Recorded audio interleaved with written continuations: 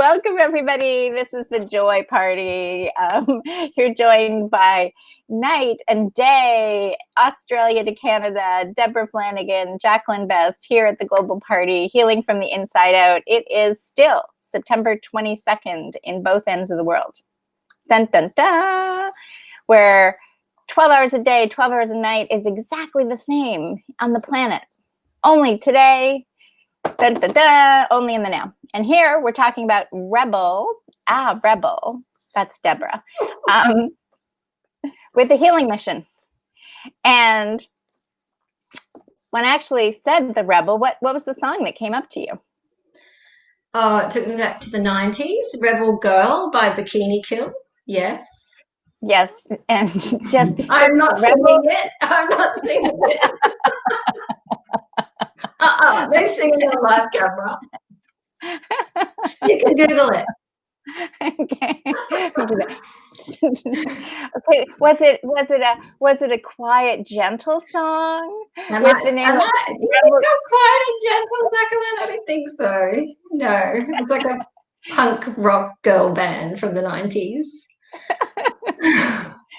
Okay, so as you were growing up, did you feel different? Did you have to just, distinguish that you were a rebel, or did you just notice that you were different than everyone else around you? I noticed I was different, but I did also distinguish it by, I guess, what I wore and the music I listened to. But yeah, I was definitely the black sheep. Yeah. Yeah, and in a sense, was that because as a black sheep, there was a community to fit in with? a bunch of other black sheeps. Yeah, I suppose there weren't too many black sheeps in high school, but yeah, when you sort of got out of high school, it was more prominent, easier to fit in with the black sheep crew, so to speak, in some way, shape, or form. Yeah. Yeah. So, did you find that it was, in a sense, it was a safety? There was safety in being a rebel because it somehow gave you back your power. I don't think I really thought about it too much when I was, younger. I don't think I really analyzed it much when I was of school age. Mm-hmm. But yeah, I guess when you start sort of going out and you're hanging out with, different people and a different scene, then it was almost quite trendy to be a bit alternative in that age, wasn't it? So in the 90s, that was kind of, grunge was kind of cool as well. So, I think ultimately, I think we all want a sense of belonging, whether you're a rebel or not. You ultimately want to sense that you belong. And, when you're different, sometimes you struggle to find where you fit in. Does that make sense? Yeah. Because I kind of, what's been coming up to me lately, that, as you said, a lot of people, that's what they want. And we all have a need to belong because we're all part of this great big source consciousness, this ocean of life, humanity, planet, whatever you want to call it. So that's a natural need for everyone. And what I've been realizing is a lot of people that are into healing, that may even been coined as an empathic, have empathic qualities, or an empath, have noticed things. It's like you said, they didn't consciously know it, a lot of them, when they were younger. They just know it didn't feel right. Like life just didn't make sense. And you either kind of went in and was more like I was, trying to be the good girl or do the right thing, but my whole health was falling apart, and acting out still in the sense of what was acceptable, Yeah. Right? And then there's the others that go, oh, wow, man, look at them. and we judged, right?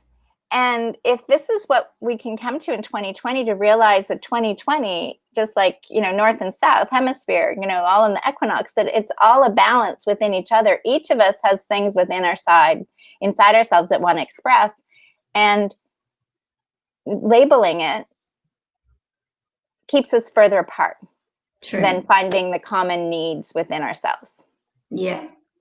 Within ourselves. And also, I think it's what I have learned is not trying to, judgment's a huge one. So, I think COVID has created a lot of divide with people, that masks, no masks, or this, or, like whatever it is, conspiracy, not conspiracy, like it's very much has created a lot of division. So it's very much about learning to find that center within yourself and not trying to necessarily persuade someone of your view or convince them that this way is right or that way is wrong. So it's very much about finding that center and almost surrendering and letting go in the moment. So like I've learned a lot about that. Like I'm very anti-masks and things like that, and I rock up and my parents are wearing masks, so it's kind of like, oh, okay, this is just me learning how to deal with this circumstance, and just not necessarily trying to persuade them one way or the other. So I think we're all learning a lot about ourselves during this unprecedented time. There's very much the unknown, and it's very much forcing everyone to surrender to the here and now, and learning about acceptance of what is, and respecting of everyone's own opinion, rather than trying to say it's my way is the right way or your way is the wrong way, or any of that. I think it's very much about coming back to center, and part of that is learning your own strength within as well in that process. And that's why she, as the rebel, and all the rest of us that have been so-called black sheep, are the ones that are the leaders right now, because Deb has done so much work on herself. She's been in that experience, like you're saying, the right or the wrong, right? The moments of connection and the moments of, oh my gosh, what the frig is going on? Raise my hand. And all of us that have done any sort of honest healing work, we've all been there, right?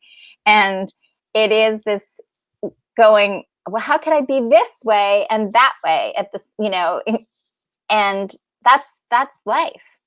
I think the people, energy shivers went right through my body when you were talking about the mass, because I really do feel that the so-called normal people that were more or less judging the black sheeps, or the rebels, growing up, are the ones that are wearing the masks.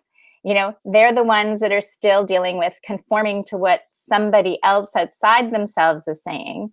They may or may not even notice anything yet in their body. Some people have noticed things.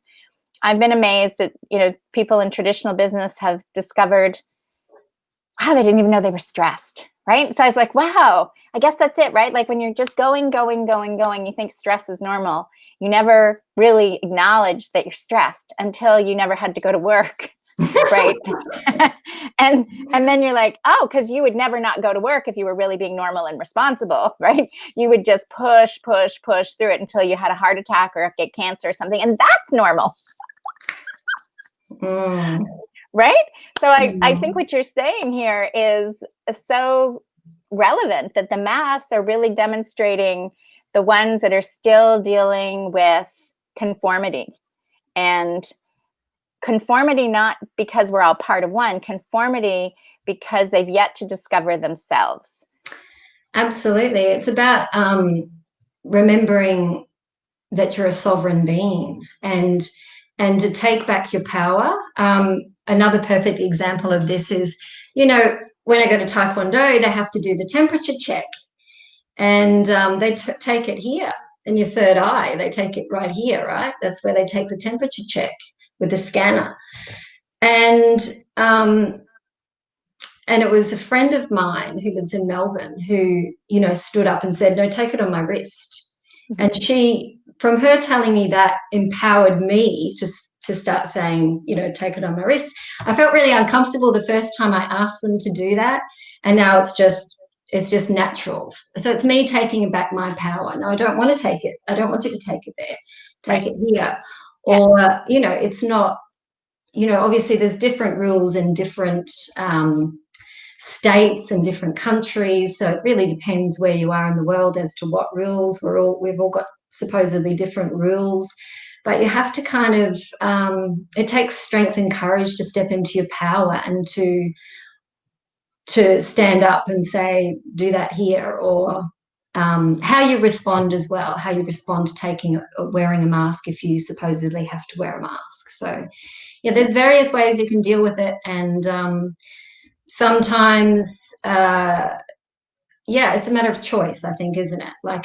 Like everything, it's a matter of choice on how you respond. So you may not have a choice. You may feel like you do not have a choice.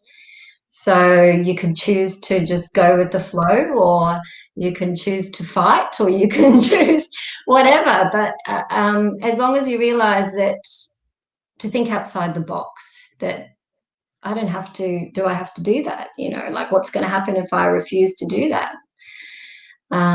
So, you know, it's sort of questioning the mainstream story, perhaps, and thinking for yourself rather than just somebody telling you what to do all the time, which is something I've never really liked. Yeah.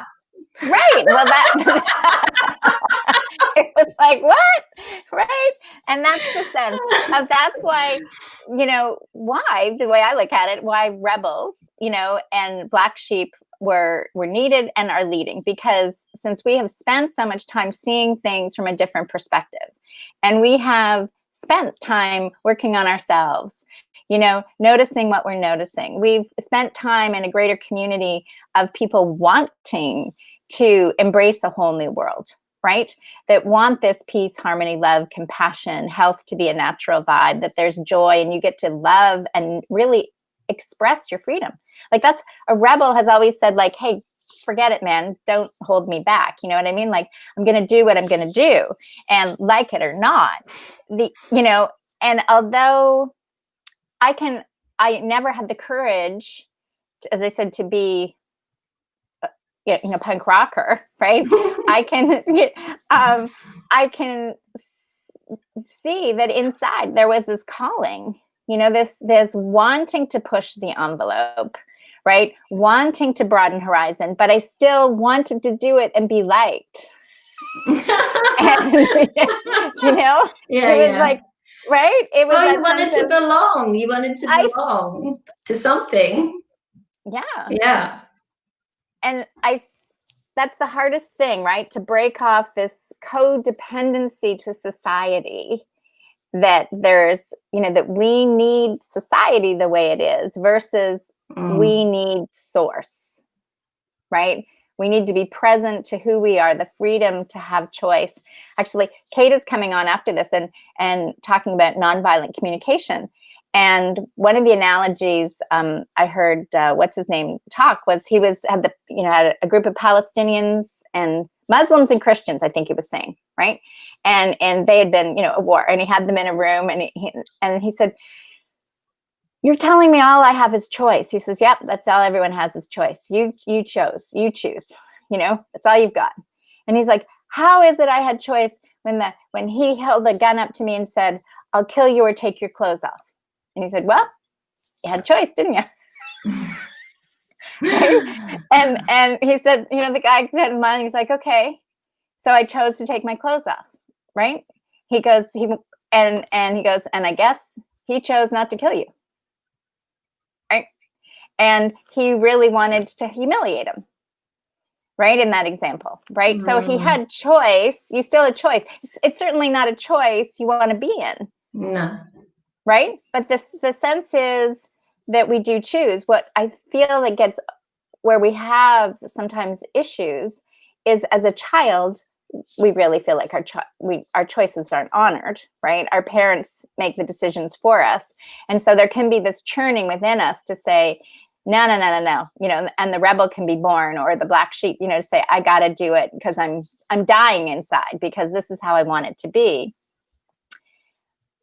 But then to notice as an adult that even your choices or what you're remembering as a child could be different in a new perspective right now in this new world. So we can change the way we look and appreciate life right now. Does that make sense? Yeah, absolutely. I mean, we're constantly learning. If we're not learning, we might as well, we don't change, do we? So the whole point, isn't it, to kind of to grow and evolve and, ultimately, I guess some people call it enlightenment, but ultimately we want connection, and that connection is pretty much to source. And I'm still learning. The lesson that you've taught me recently is about, I've written words where it sort of says that, you have these snippets of realization, or where you actually embody it. But what you've taught me is, and a lot of spiritual people, or even, religious people, believe that God is very much outside of themselves. Mm. And what we have to remember and we have to recognize is that Christ consciousness is within, that we have that power within. And most healers experience that, they can feel that, they can shift that and transmute that energy. And so it's pretty powerful, and I'm still learning to accept that. I think part of my issue is that I've been very scared of my own power, and this is a common sort of thread, I think, with a lot of healers as well, that they can be a bit scared of their own power because they've had experiences of how powerful they can be. So, and realizing that we are ultimately, that divine essence is within us, that power is within us. So, yeah. And so as a healer, what I like to make up stories that make me feel good. So I think of the Avengers, and all those superheroes, or those super, shows that show up now with multidimensionality, where they think that is supernatural. Mm-hmm. And I'm going, no, that's natural, right? That's what we're stepping into. And when you recognize that, and you keep becoming lighter and lighter in what's present, that, to play with it, right? Mm-hmm. So when you're doing healing work, right, is it in the sense that you just, do you do it for the planet? Do you do it for the individual? Do you set an intention? There are people that do it for the planet, or do grid work and things like that. I don't typically do that. Typically, I'm doing work for people. So for people, and they might have a particular issue, or for myself. So the intention is always set at the beginning of the session, and and so whatever that intention is what the focus is for that particular session. So could we set an intention now for anybody that's watching that's feeling stressed or anxious, or in the sense that what comes to you, into releasing their rebel or their black sheep, to letting go of judgment, right? Like letting go of judgment, and just allowing the true nature of their individual expression, their joy to bubble forward, their sense of peace, that they start to feel from this moment going forward that life is working for them. And yeah, sometimes it feels like you gotta like the Wonder Woman. Yeah. But once you realize you've got that, it's like, whoa, why was I resisting my power? Yeah. I don't know how to respond to that, but normally I guess it's in the room, or something like that. But yeah, we can set the intention. I'm not quite sure how to do that without, an actual presence, if you know what I mean. But yeah, sure.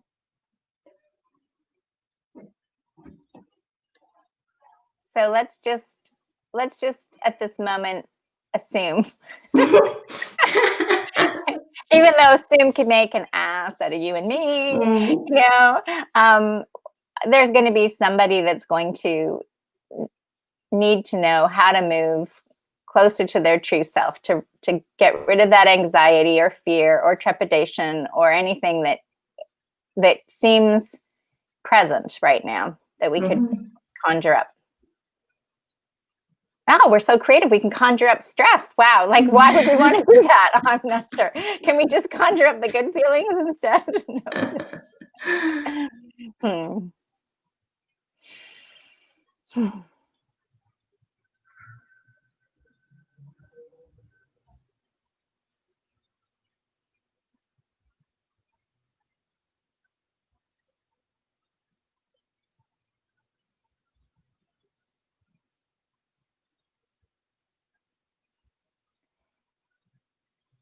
What are you noticing, feeling over there in Australia right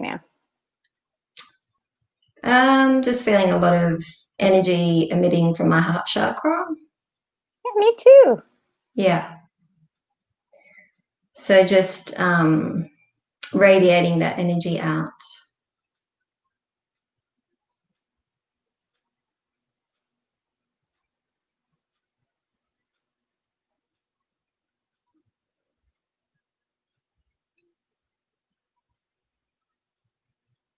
And I have an open posture. How is your posture when you're connecting? Yeah, I've got my obviously my feet planted on the floor and my palms are up. So, just feeling into the energy, feeling what I'm feeling in my body, which is mostly, I usually feel a lot of energy in my hands. So they're quite warm at the moment. And so, yeah, that's just direct connection to source energy and just feeling whatever else is feeling in the body and getting centered and radiating that positive energy outwards.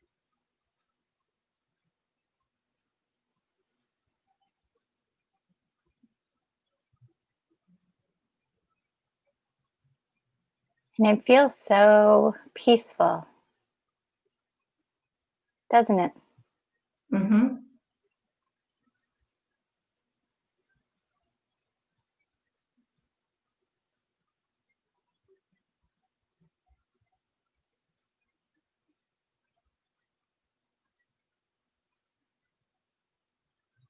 And notice if you're watching, if you're like, okay, I've done enough of this. Right. Right. Notice if it's like, okay, I got to go, because that sense of stillness can be completely uncomfortable for you. Or foreign. Yeah, that's Foreign. right. That's a great word, foreign. Yeah.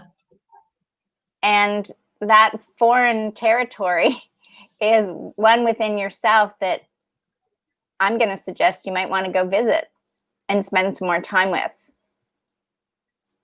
Because as you discover what's inside yourself and how your thoughts work and affect your body, and your emotions affect your body and your health and well-being,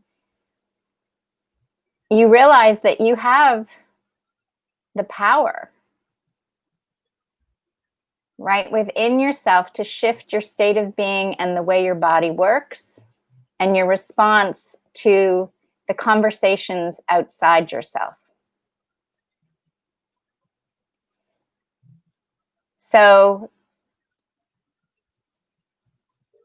is a rebel with a healing mission concerned about what the media is reporting? No. I don't really listen to mainstream media. Well, let's go with what you see on Facebook. I see a lot of positive things on Facebook, but some of this stuff. Yeah. I think you have to be really cautious about what you're watching, what you're feeding yourself, because that, especially if you're an empath or a healer, you really can take on that energy. So yeah, I think you've got to be conscious of how you are responding to whatever it is, whether that's the people you're hanging out with, whether that's the media, whether that's Facebook, social media, whatever it is. Because if it's not actually elevating you, then yeah, why listen to it or why follow it? So yeah, I've had to pull myself out of that.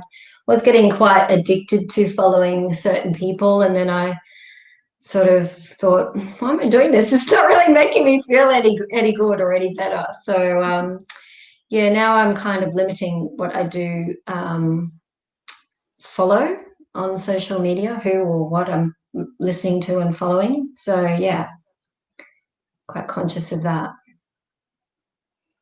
Yeah, conscious choice, freedom. That's what you discover when you, as Deb says, think out of the box, right? So you can see us in this little screen. We're each in little boxes. Can I poke you? Oh, where are you? Yeah. Oh, look, we're poking Jacqueline. She's just right there. That way. She's just right there on the other side of the world. And yet we think this is natural, right? So we think this is natural. And if you could just experience today or tomorrow, whenever, if you're going to sleep, wake up and go, what if anything is possible today? What if anything is possible? Who would you be? And would you want to be on a healing mission? Would you want to help the planet recognize that health is natural, and discover within yourself that there are things you can do and change?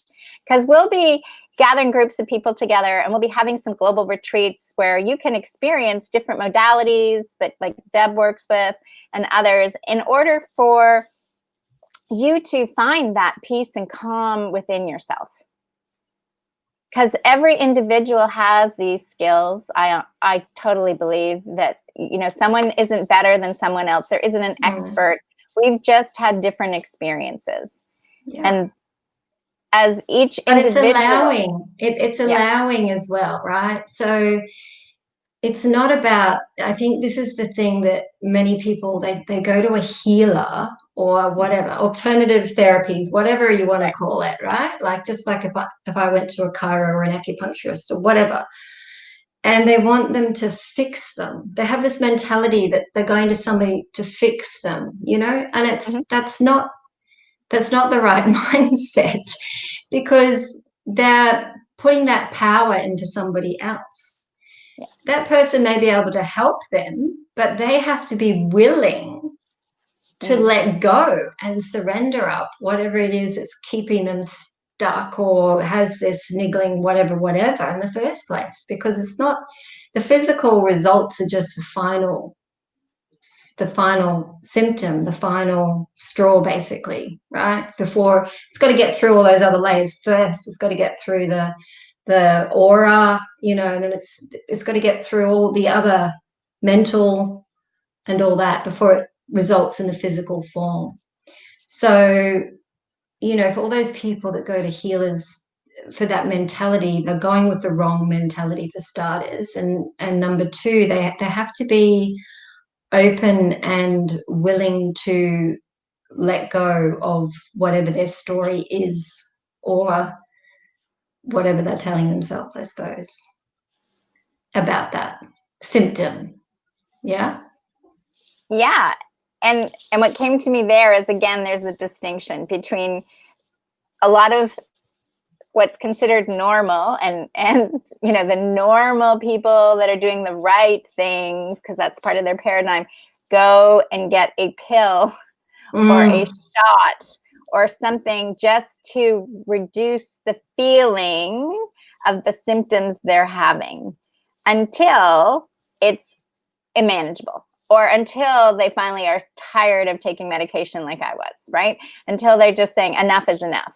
But generally that is the normal thing to do. And those of us, it seems like, oh my gosh, for the person like, what? I got to work hard to get healthy, right? I got to be willing to surrender and go places that I don't want to go. No, yeah. Right? You can see why people go, give me the pill. In saying that though, sometimes people are deficient though, you know, like a pill, it depends what you mean by a pill, like an antidepressant or something, yeah. But, you know, sometimes there are pills, like if you're deficient in particular vitamins or minerals or something, I think is a bit different in the sense that they might need that to balance up wherever they are and are, you know, if they're deficient in something, yeah. But even not when a I was prescribed, I'm just saying is even when I was prescribed medication, I thought that was the godsend at the time because it had taken me 5 years to get diagnosed. So I was like, woo, ha, yeah, pop one of those a day and I'm good to go. It was only after I got tired of taking them and thinking this can't be my life that I started to open up to a different way of being. And I think that's, if we can let everybody realize there's a time and a place for everybody. And again, because there's no right and there's no wrong, and we're not judging you, you're supposed to do it faster. We just want to create awareness for you and some questions maybe that gets you thinking about what is your inner truth. Is there a rebel inside you waiting to embark on this healing mission with so many of the rest of us on the planet that would like to see health as the greatest transformation out of 2020, that everyone realizes that health comes from within. That a mask isn't going to save you, yeah. It's only going to silence you. It's not going to save you.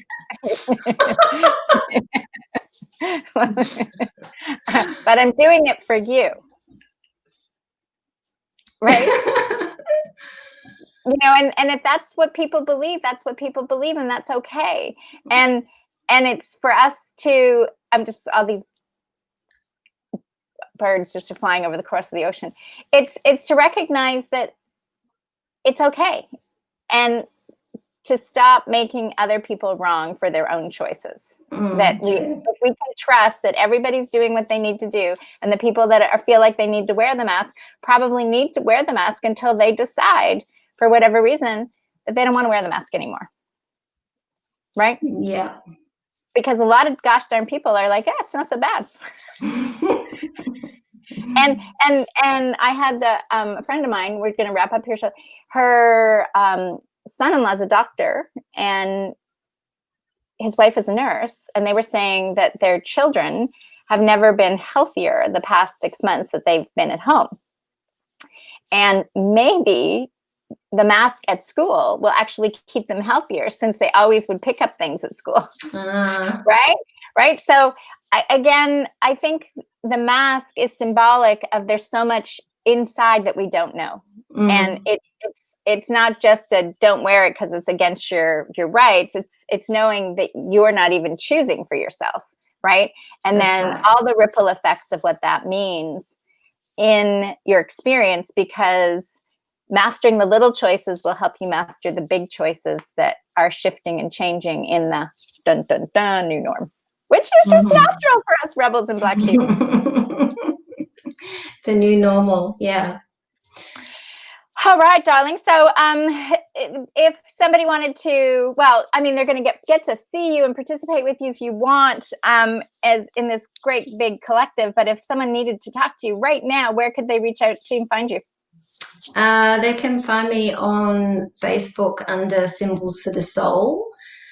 Or my website is symbolsforthesoul.com. So that's nice and easy to remember. So yeah, they're the two easiest places to find me. Perfect. And so I really appreciate you taking this time to join me here on such wonderful day of September 22nd. And I look forward to talking to you again soon. Thank you, beautiful. Bye. Thank you, gorgeous. Bye.